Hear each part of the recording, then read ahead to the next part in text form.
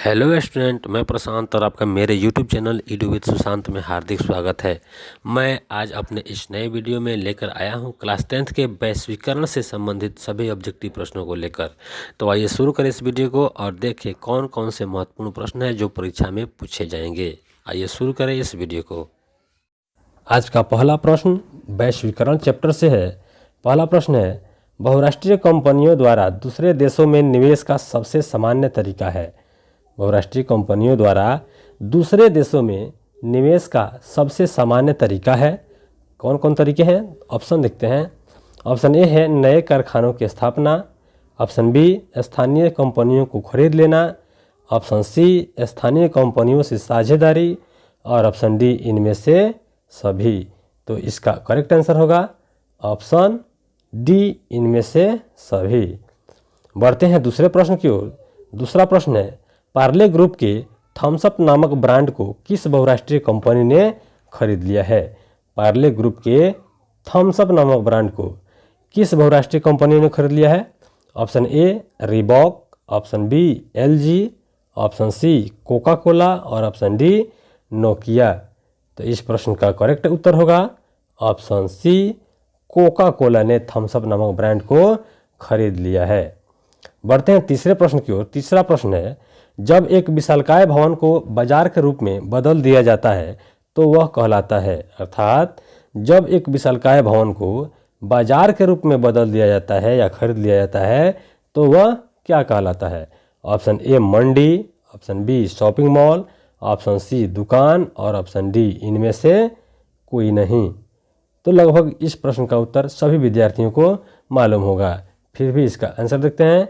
इसका करेक्ट उत्तर होगा option B shopping mall.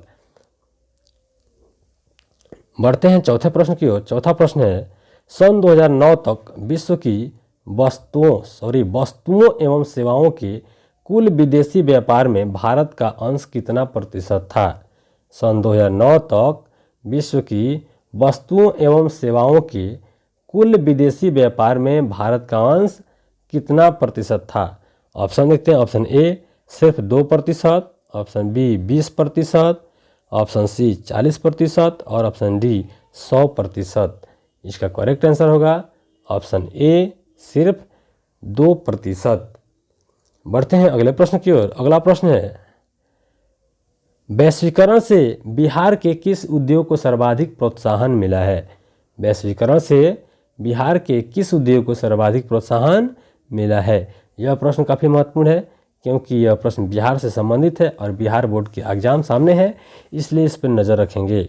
Option देखते हैं। ऑप्शन ए है पर्यटन, ऑप्शन बी है कृषि एवं पशुपालन, ऑप्शन सी है विनिर्माण और ऑप्शन डी है इनमें से कोई नहीं। तो पांचवें प्रश्न का करेक्ट उत्तर होगा ऑप्शन ए पर्यटन। बढ़ते हैं अगले प्रश्न की ओर। अगला प्रश्न है, इनमें कौन भारतीय बहुराष्ट्रीय कंपनी है? अर्थात निम्नलिखित में से कौन भारतीय बहुराष्ट्रीय कंपनी है? ऑप्शन देखते हैं। Option A Apple, option B Tata, option C Samsung और ऑप्शन डी रीबॉक। तो छठे प्रश्न का करेक्ट उत्तर होगा option B Tata iron company. बढ़ते हैं अगले प्रश्न की ओर। अगला प्रश्न है, नई आर्थिक नीति के कौन कौन घटक हैं? नई आर्थिक नीति के कौन कौन घटक हैं? ऑप्शन ए निजीकरण एवं वैश्वीकरण, ऑप्शन बी वैश्वीकरण एवं उदारीकरण, ऑप्शन सी उदारीकरण निजीकरण एवं वैश्वीकरण, ऑप्शन डी उदारीकरण एवं निजीकरण। इसका करेक्ट आंसर होगा ऑप्शन सी उदारीकरण निजीकरण एवं वैश्वीकरण तीनों आर्थिक नीति के घटक हैं। बढ़ते हैं अगले प्रश्न की ओर। अगला प्रश्न है, बिहार में कितना प्रतिशत निवेश में वृद्धि हुई है? बिहार में कितना प्रतिशत निवेश में वृद्धि हुई है? Option A 143%, option B 145%, option C 150% और ऑप्शन डी 147%। तो आठवें प्रश्न का उत्तर होगा ऑप्शन डी 147% बिहार के निवेश में वृद्धि हुई है। बढ़ते हैं नौवें प्रश्न की ओर। नौवां प्रश्न है, हमारे देश का कौन सा शहर सूचना प्रौद्योगिकी का केंद्र बन गया है? हमारे देश का कौन सा शहर सूचना प्रौद्योगिकी का केंद्र बन गया है? ऑप्शन देखते हैं। Option A Chennai, option B Delhi, option C Mumbai और ऑप्शन डी बंगलुरु। तो हमारे 9वें प्रश्न का करेक्ट आंसर होगा ऑप्शन डी बंगलुरु। बढ़ते हैं आज के 10वें प्रश्न की ओर। 10वां प्रश्न है, आर्थिक सुधार संबंधी नवीन आर्थिक नीति कार्यक्रम कब शुरू हुआ? आर्थिक सुधार संबंधी नवीन आर्थिक नीति कार्यक्रम कब शुरू हुआ? ऑप्शन देखते हैं। ऑप्शन ए है जुलाई 1992 में, ऑप्शन बी जुलाई 1980 में, ऑप्शन सी जुलाई 1991 में और ऑप्शन डी इनमें से कोई नहीं। तो 10वें प्रश्न का करेक्ट उत्तर होगा ऑप्शन सी जुलाई 1991 में। बढ़ते हैं अगले प्रश्न की ओर। अगला 11 नंबर प्रश्न है, वैश्विक गांव किस युग की अवधारणा है? यह प्रश्न काफ़ी महत्वपूर्ण है 2023 एग्जाम के लिए। वैश्विक गांव किस युग की अवधारणा है? ऑप्शन देखते हैं। ऑप्शन ए है मध्य युग, ऑप्शन बी है आधुनिक युग, ऑप्शन सी है प्राचीन युग और ऑप्शन डी है पाषाण युग। तो हमारे 11वें प्रश्न का करेक्ट उत्तर होगा ऑप्शन बी आधुनिक युग। आधुनिक युग जो है वैश्विक गांव की अवधारणा आधुनिक युग में शुरू हुई थी। बढ़ते हैं अगले प्रश्न की ओर। अगला प्रश्न है 12वां, वैश्वीकरण का सबसे नकारात्मक प्रभाव किस क्षेत्र में देखा गया है? वैश्वीकरण का सबसे नकारात्मक प्रभाव किस क्षेत्र में देखा गया है? ऑप्शन ए कृषि एवं ग्रामीण क्षेत्र में, ऑप्शन बी रोजगार क्षेत्र में, ऑप्शन सी बैंक क्षेत्र में और ऑप्शन डी उद्योग के क्षेत्र में। तो 12वें प्रश्न का उत्तर होगा ऑप्शन ए कृषि एवं ग्रामीण क्षेत्र में वैश्वीकरण का सबसे नकारात्मक प्रभाव देखने को मिला है। बढ़ते हैं 13वें प्रश्न की ओर। 13वां प्रश्न है, अंतर्राष्ट्रीय बाजारों के एकीकरण को क्या कहते हैं? अंतर्राष्ट्रीय बाजारों के एकीकरण को क्या कहते हैं? ऑप्शन देखते हैं। ऑप्शन ए है वैश्वीकरण, ऑप्शन बी है निजीकरण, ऑप्शन सी है उदारीकरण और ऑप्शन डी है इनमें से कोई नहीं। इसका करेक्ट आंसर होगा ऑप्शन ए अंतर्राष्ट्रीय बाजारों के एकीकरण को वैश्वीकरण के नाम से जाना जाता है। बढ़ते हैं 14वें प्रश्न की ओर। 14वां प्रश्न है, देश की कितना प्रतिशत जनसंख्या, यहाँ होगा कितनी, देश की कितनी प्रतिशत जनसंख्या मूलभूत सुविधाओं से वंचित है? ऑप्शन देखते हैं। ऑप्शन ए है 80%, ऑप्शन बी है 85%, ऑप्शन सी है 70% और ऑप्शन डी है 75%। तो 14वें प्रश्न का उत्तर होगा ऑप्शन बी 85% जनसंख्या अभी भी मूलभूत सुविधाओं से वंचित है। बढ़ते हैं 15वें प्रश्न की ओर। 15वां प्रश्न कहता है, निम्नलिखित में किस राज्य में आधार संरचना के कारण वैश्वीकरण का प्रभाव कम है? हमारे दिए गए हैं इन राज्यों में से किस राज्य में आधार संरचना के कारण वैश्वीकरण का प्रभाव कम है? ऑप्शन देखते हैं। ऑप्शन ए है Madhya Pradesh, option B Uttar Pradesh, option C Bihar और ऑप्शन डी राजस्थान। तो 15वें प्रश्न का करेक्ट उत्तर होगा या करेक्ट आंसर होगा ऑप्शन सी बिहार।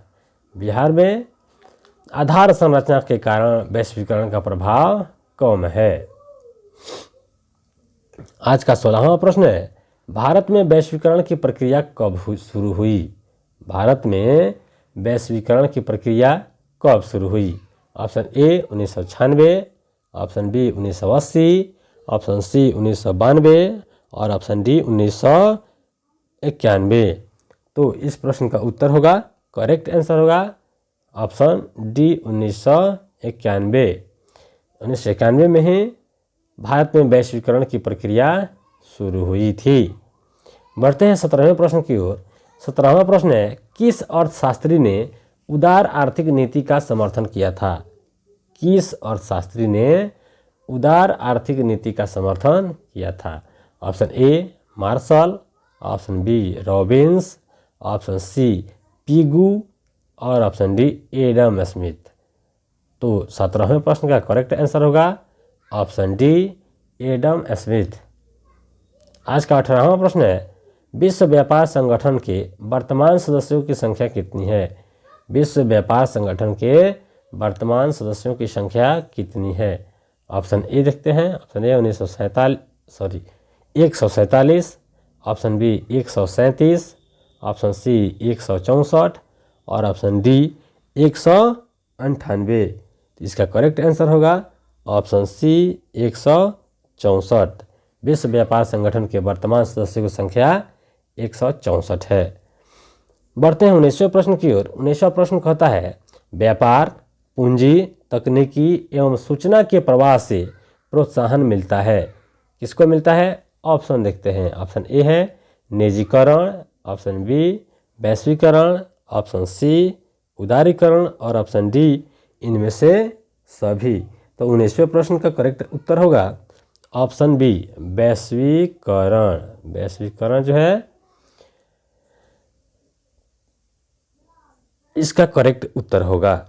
बढ़ते हैं 20वें प्रश्न की ओर। 20वां प्रश्न है, वैश्वीकरण को प्रोत्साहित करने वाले कारकों में कौन सर्वाधिक महत्वपूर्ण है? अर्थात वैश्वीकरण को प्रभावित करने वाले वे कौन कारक हैं जो सर्वाधिक महत्वपूर्ण है? थोड़ा इसको छोटा कर लेते हैं ताकि सभी ऑप्शन आसानी से दिखाई दे। ऑप्शन ए है सूचना एवं संचार प्रौद्योगिकी का विकास, ऑप्शन बी विपणन प्रणाली में सुधार, ऑप्शन सी परिवहन प्रौद्योगिकी का विकास और ऑप्शन डी बैंकिंग सेवाओं का विकास। 20वें प्रश्न का करेक्ट आंसर होगा ऑप्शन ए सूचना एवं संचार प्रौद्योगिकी का विकास। बढ़ते हैं अगले प्रश्न की ओर। अगला प्रश्न है, बहुराष्ट्रीय निगमों द्वारा दूसरे देशों में निवेश का सबसे सामान्य तरीका है। बहुराष्ट्रीय निगमों द्वारा दूसरे देशों में निवेश का सबसे सामान्य तरीका क्या है? ऑप्शन देखते हैं। ऑप्शन ए स्थानीय कंपनियों को खरीद लेना, ऑप्शन बी नए कारखानों की स्थापना, ऑप्शन सी स्थानीय कंपनियों से साझेदारी और ऑप्शन डी इनमें से सभी। यह प्रश्न एक बार देखा जा चुका है, खैर कोई बात नहीं है। इसका उत्तर भी होगा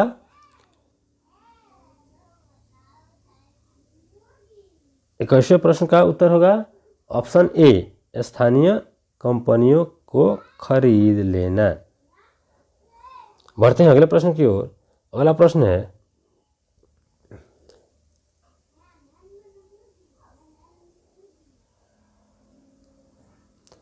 वैश्वीकरण से किसके जीवन स्तर में सुधार हुआ है? वैश्वीकरण से किसके जीवन स्तर में सुधार हुआ है? ऑप्शन ए सभी लोगों के, ऑप्शन बी संपन्न वर्ग के लोगों के, ऑप्शन सी अकुशल श्रमिकों के और ऑप्शन डी इनमें से कोई नहीं। तो इसका करेक्ट आंसर होगा ऑप्शन बी संपन्न वर्ग के लोगों को वैश्वीकरण से उनके जीवन स्तर में सुधार हुआ है। बढ़ते हैं 23वें प्रश्न की ओर। 23वां प्रश्न है, विश्व व्यापार संगठन की स्थापना हुई। विश्व व्यापार संगठन की स्थापना कब हुई? Option A 1990, option B 1991, option C 1995 और ऑप्शन डी 1997। तो इसका करेक्ट आंसर होगा ऑप्शन सी 1995 में विश्व व्यापार संगठन की स्थापना हुई थी। बढ़ते हैं अगले प्रश्न की। अगला प्रश्न है, निम्नांकित में कौन सी संस्था वैश्वीकरण के विस्तार में सहायक हुई है? निम्नांकित में कौन सी संस्था वैश्वीकरण के विस्तार में सहायक हुई है? ऑप्शन ए है अंतर्राष्ट्रीय मुद्रा कोष, ऑप्शन बी विश्व बैंक, ऑप्शन सी विश्व व्यापार संगठन और ऑप्शन डी इनमें से सभी। तो 24वें प्रश्न का करेक्ट आंसर होगा ऑप्शन डी इनमें से सभी। बढ़ते हैं आज के आखिरी और 25वें प्रश्न की ओर। 25वां प्रश्न कहता है, राज्य नियंत्रित उद्योगों को किस नाम से संबोधित किया जाता है? राज्य नियंत्रित उद्योगों को किस नाम से संबोधित किया जाता है? ऑप्शन देखते हैं। ऑप्शन ए है सार्वजनिक उपक्रम, ऑप्शन बी लोक उपक्रम, ऑप्शन सी राजकीय उपक्रम और ऑप्शन डी उपर्युक्त सभी। तो इस आखिरी प्रश्न का उत्तर होगा ऑप्शन डी उपर्युक्त सभी। तो स्टूडेंट हमने देखा कि आज हमने क्लास 10th के इकोनॉमिक्स के छठे वैश्वीकरण चैप्टर से हमने आज सभी महत्वपूर्ण ऑब्जेक्टिव प्रश्नों को देखा। अगर वीडियो अच्छा लगे तो लाइक करें, शेयर करें और अधिक से अधिक चैनल को सब्सक्राइब करें। तब तक मिलते हैं अगले वीडियो में, तब तक जय हिंद।